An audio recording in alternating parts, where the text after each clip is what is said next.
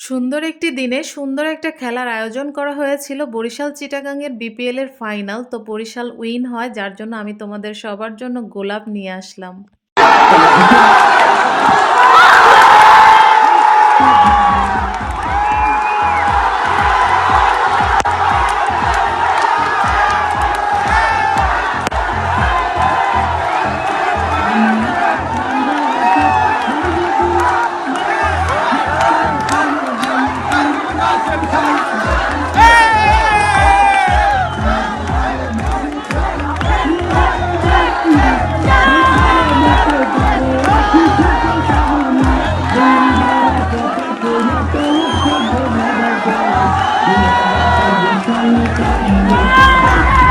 Boriçal, Boriçal, Boriçal.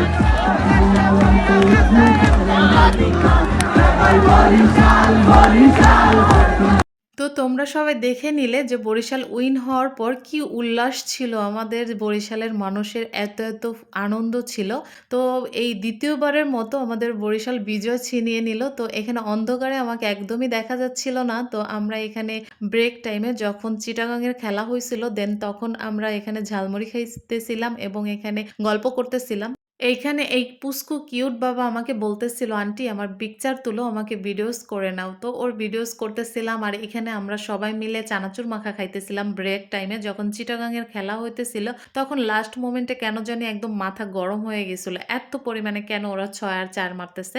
তো যাই হোক, আমরা ব্রেক টাইমে চানাচুর মাখা মুড়ি মাখা খাইতেছিলাম। তো এখানে ওরা অনেক উল্লাস করতেছিল ব্রেক টাইমে, কারণ এখন আমাদের বরিশাল নামবে মাঠে। তো আরিয়ান এবং রাফি রাফি লাস্ট মোমেন্টে আইসা জয়েন করছে, কারণ ওরা একা একা বাসায় ভালো লাগতেছিল না। তো আমরা এখানে, আমার সাথেও ছিল আমার কাজিন এবং ওর ফ্রেন্ডরা। তো সবাই আসলে সুন্দর একটা মোমেন্ট ছিল।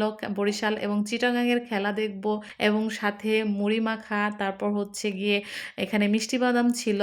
বাদাম ছিল। তো যার, যার যেটা ভালো লাগছে সে সেইটাই খাইছে এবং খেলাটা উপভোগ করছে। তো দেন আমরা যখন খেলা শেষ পর্যায়ে, তো ভাবলাম এখন বাসায় চলে যাই, কারণ একদম শেষ পর্যায়ে দেখতে, দেখতে অনেক লেট হয়ে যাবে। তো আরিয়ান আর আমার একদম অলমোস্ট সবসময় ফেভারিট থাকে ফুচকা। তো ফুচকা না খেয়ে তো বাসায় কখনোই আমরা যাব না। তো এখানে ফুচকা খেতে গেলাম। যদিও ফুচকাটা আমার কাছে অতটা ভালো লাগে নাই, কারণ কেন জানি আমার কাছে ফুচকাটা মজার লাগে নাই। একটু মানে বেমানান লাগছে, টেস্ট পাই নাই। তারপরও ফুচকা অল ওভার সবসময় খেতে পছন্দ করি।